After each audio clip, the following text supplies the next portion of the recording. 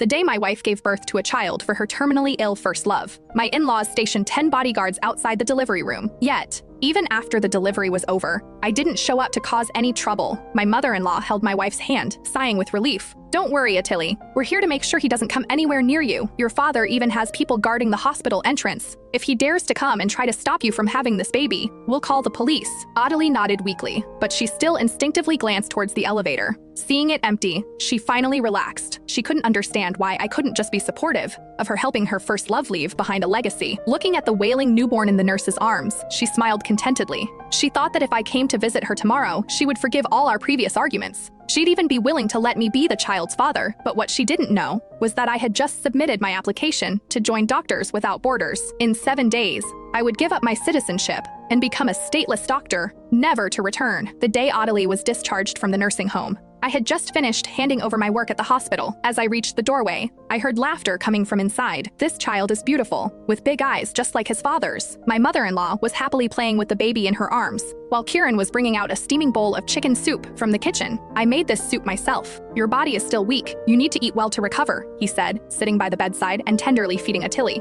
The atmosphere was that of a happy family. My father-in-law was holding a rattle, grinning from ear to ear. "This child is so adorable, just like his father. It is a good thing he is not Jude's child. Having a doctor for a father would be such a burden." My hand tightened on the doorknob. I remembered the first time I met my father-in-law. He had patted my shoulder, saying being a doctor was good, that saving lives brought honor to the whole family. He had told me he was once a doctor too, and if it weren't for an injury caused by a violent patient, he wouldn't have retired early. But now, he was saying doctors weren't fit to have families. I had only been away for a year of advanced studies, and this family had already completely shut me out. I lowered my head, a bitter smile tugging at my lips. Attili and I had been married for 3 years. She had said she didn't want children, and understanding the risks of childbirth, I didn't pressure her. I still remember the day I left for my studies abroad. She had cried, saying she would miss me terribly. For the past year, we had called each other every day, sharing our lives. Even my colleagues would tease us, saying we still acted like newlyweds after 3 years of marriage. But just a month ago, when I finally managed to get some time off to come home,